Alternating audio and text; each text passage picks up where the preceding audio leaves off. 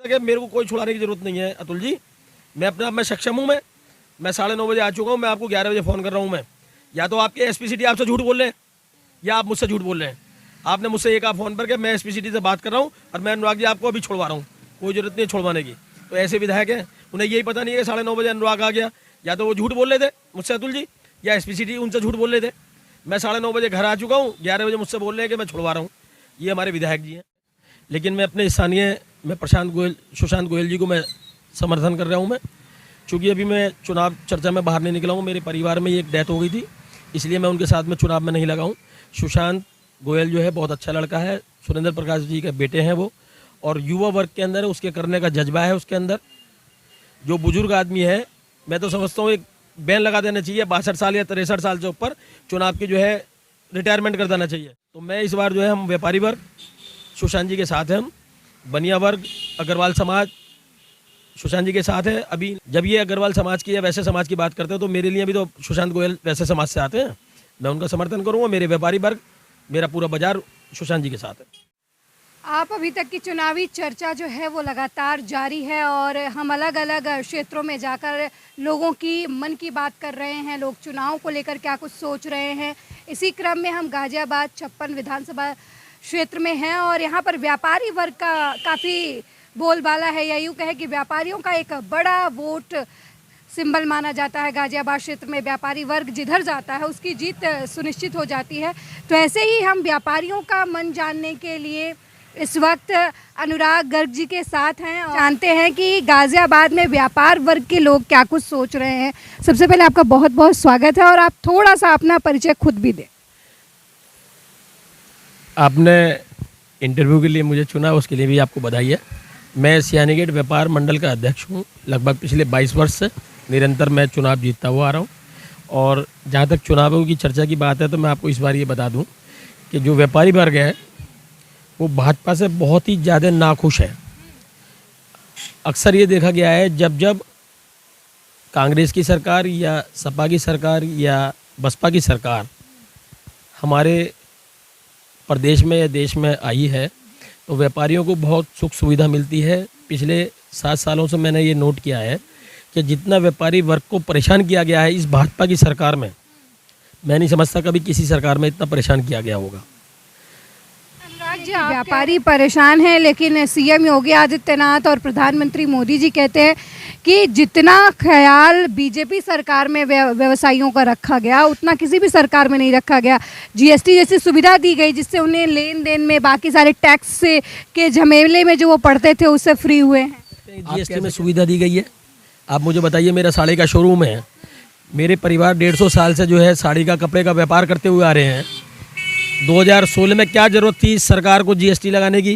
क्या 150 साल से जीएसटी थी कपड़े के व्यापार पर? क्या क्यों लगाएगी इनके द्वारा? ये जीएसटी लगा के सुविधा दे रहे हैं हमारे ऊपर, इन्होंने टैक्स का बोझ बढ़ा दिया। आप बताइए ना, 150 साल से कपड़े का व्यापार चल रहा है, क्या उसके ऊपर कभी जीएसटी या कभी सेल टैक्स था? नहीं था ना। इस जीएसटी लगने के बाद में जीएसटी से मतलब नहीं है, 5% जीएसटी लग गया, उससे कोई वो नहीं है। जो परिवार जो पढ़े लिखे नहीं है, जैसे हम ज़्यादा हमारी एजुकेशन नहीं है, तो हमें जब हमारी एजुकेशन नहीं है तो हम लैपटॉप पर काम नहीं कर सकते। हमारे लिए इन्होंने 10,000 रुपये महीना का जो एक सीए का खर्चा बढ़ा दिया। क्या जरूरत थी इस सरकार को जीएसटी लगाने की कपड़े के व्यापार पर? और कौन सी सुविधा इन्होंने दे दी? कह रहे हैं कि सपा गवर्नमेंट में काफ़ी दिक्कत होती थी, व्यापारियों के साथ लूट जैसी घटनाएं होती थी, आए दिन उनसे रंगदारी मांगी जाती थी। जो इलाके के गुंडे थे उन सभी गुंडों को उन्होंने जेल में डाल दिया और व्यापारी वर्ग जो है काफ़ी सुरक्षित है और अपना व्यवसाय जो है वो काफ़ी शांतिपूर्ण तरीके से कर रहा है, किसी तरीके का डर नहीं है व्यापारियों में। नहीं, ये आप बता रहे हैं कि सपा की सरकार में व्यापारी वर्ग से जो है रंगदारी हुआ करती थी। मैं तो आपके चैनल के माध्यम से श्री अखिलेश जी को ये कहना चाहूँगा, अखिलेश जी आपकी सरकार आ रही है, आप सरकार आने के बाद में इस रंगदारी पर, इस तरह की जो नालायकी होती थी पिछली सरकारों में, उस पर ज़रूर आप इसमें लगाम रखें। और इस सरकार ने, मैं आपको ये बता दूँ, केवल हिंदू मुस्लिम करिए और कुछ नहीं करा है, केवल हिंदू मुस्लिम। अनुराग जी, इतने नाराज हैं आप बीजेपी गवर्नमेंट से, क्या कौन ऐसी वजह है रही जिसकी वजह से आपको इतनी मतलब दिक्कत है बीजेपी सरकार से, क्योंकि बीजेपी हमेशा हर किसी से यही कहती फिर रही कि हमने जो अच्छे दिन लाए हैं वो किसी भी गवर्नमेंट ने नहीं लाए। तो आपको क्या लगता है कि बीजेपी के जो अच्छे दिन थे वो वाकई में अच्छे दिन थे या व्यापारियों के लिए नफ़ा नुकसान रहा? अच्छे दिन बिल्कुल एकदम मंदा पड़ा हुआ है, कोई कारोबार नहीं है, कुछ नहीं है। ये अच्छे दिन हो गए हमारे। आए दिन हमारे ऊपर जो है जो अधिकारियों की शक्ति होती है, ये अच्छे दिन हो गए हमारे यहाँ। और मैं आपको कहूँ, हमारे जो स्थानीय विधायक हैं, इन्होंने कोरोना काल के अंदर क्या काम किए। स्वास्थ्य मंत्री होने के बाद में इन्होंने गाजियाबाद के अंदर मेरे बाज़ार के अंदर 2 यंग डेथ हुई हैं, जो बहुत ही अच्छे परिवार से व्यापारी वर्ग से थे, उनके बच्चे की डेथ हुई है उनकी। मैं अतुल जी के बहुत करीबी था। क्या उन्होंने कभी भी आके कोरोना काल के अंदर मुझसे ये कहा कि अनुराग जी तुम्हारे कोई परिचित हो, मैं उसको एडमिट करा दूंगा, उसका मैं इलाज करा दूंगा, कोई हो तो मुझे बताना? क्या एक बार भी उन्होंने मुझसे ये कहा, मुझसे एक बार भी सलाह करी इस बात की, या उन्होंने मुझसे कहने की भी हिम्मत नहीं समझी? क्या कोरोना काल के अंदर कितने लोग परेशान हुए, कितने लोग परेशान, अतुल जी भी खुद बीमार हुए। मैं देखूँ, अगर जो सरकारी सुविधा इतनी बढ़िया थी तो क्यों जाके ये उसमें यशोदा वैशाली के अंदर अस्पताल में जाकर लेट गए? अनुराग जी, अतुल गर्ग कहते हैं कि गाजियाबाद में हमने सब कुछ दे दिया है, अस्पताल बहुत सारे बनवा दिए हैं। उनके हिसाब से गाजियाबाद जो है वो गुड़गांव कहाँ तक हुआ है? क्योंकि ये बात 5 साल पहले की है, जब अतुल गर्ग जी विधायकी के लिए अपना कैंडिडेट घोषित हुए तो उन्होंने कहा था कि वो गाजियाबाद को गुड़गांव बनाएंगे। कितना बना गाजियाबाद गुड़गांव? और खासकर स्वास्थ्य मंत्री रहते हुए उन्होंने क्या कुछ नहीं किया गाजियाबाद के लिए? क्योंकि आपने कहा कि गाजियाबाद में अस्पताल में दिक्कत है। पूछना चाहूँगा, आपने मुझसे कहा अभी कि स्वास्थ्य मंत्री ने कहा मैं क्या ये अस्पताल मैंने बनवा दिए। मैं आपसे पूछना चाह रहा हूँ, आपने उनसे इंटरव्यू में पूछा कि आपने कौन कौन से अस्पताल बनवा दिए, गिनवाइए ज़रा। आपने पूछा था? अगर जो आपने पूछा हो तो मुझे बताइए। आप सवाल किया लेकिन जवाब नहीं मिला ना, तो इसका मतलब आप समझ जाइए क्या हुआ। हवाबाजी में अस्पताल बनवा दिए। इन्होंने जो है विजयनगर के अंदर फायर स्टेशन बनाने के लिए सबसे कमिटमेंट किया था 2017 के अंदर। उस चुनावी सभाओं में मैं उनके साथ रहता था। क्या वो फायर स्टेशन बन गया? 4.25 साल बाद अतुल जी को याद आई है फायर स्टेशन के लिए नगर निगम से, और जीडीए से वो ज़मीन मांग रहे हैं। 4.25 साल याद नहीं आई उन्हें ज़मीन के लिए? बालिका विद्यालय बनाने के लिए उनको ज़मीन की याद नहीं आई? 4.25 साल याद नहीं आई? विजयनगर क्षेत्र है, यदि वहाँ आगजनी हो जाती है, घंटाघर से फायर स्टेशन की गाड़ियाँ जाती हैं, क्या वहाँ पे जगह नहीं है? 10 मिनट का काम है। डबल इंजन की सरकार है, ये कहते हैं अपने आप को डबल इंजन की सरकार है। राज्य के अंदर स्वास्थ्य मंत्री हैं, इनका 10 मिनट का काम है कोई भी ज़मीन उपलब्ध करा के 2 गाड़ी खड़ी करना वहाँ पर। आपने अभी कहा कि आप पिछले चुनाव में उनके साथ थे और उन्होंने ये कहा कि वो फायर स्टेशन बनाएंगे, बालिका विद्यालय बनाएंगे। क्या यही वजह रही कि अतुल जी कितने वादों पे खरे उतरे? आप बताइए, क्योंकि आप साथ में थे और आज आप ही नापसंद कर रहे हैं उन्हें एज ए विधायक और कह रहे हैं कि बीजेपी को वोट नहीं मिलेगा। किन वादों पे बीजेपी खरी नहीं उतरी, खासकर व्यापारियों के मामले में, गाजियाबाद के मामले में? देखिए, मेरी निगाह में जो विधायक का काम होना चाहिए, जो सरकार के अंदर मंत्री हैं, उन्हें अपनी गाजियाबाद की जनता के लिए बात करनी चाहिए। उनके लिए सुविधा के लिए अनेक जन की सुविधा उपलब्ध करानी चाहिए। मेरी निगाह में कुछ नहीं हुआ जी। और मैं एक दूसरी और बात बता दूं, मैं अतुल जी ने विजयनगर में बहुत लंबे लंबे चौड़े वादे किए कि हम ये करा देंगे, वो करा देंगे। मेरी निगाह में उन्होंने जो है फायर स्टेशन नहीं बनाया, डिग्री कॉलेज नहीं बनवाया, वहाँ पर बालिका विद्यालय नहीं बनवाया। कह रहे हैं अनुराग गर्ग जी, आप एक व्यापारी हैं और व्यापारियों की अपनी एक अलग समस्या होती है। तो एक व्यापारी और अध्यक्ष भी हैं आप व्यापार मंडल के, तो एक व्यापारी के तौर पे आप कैसी सरकार चाहते हैं या फिर कैसा विधायक चाहते हैं अपने इलाके में?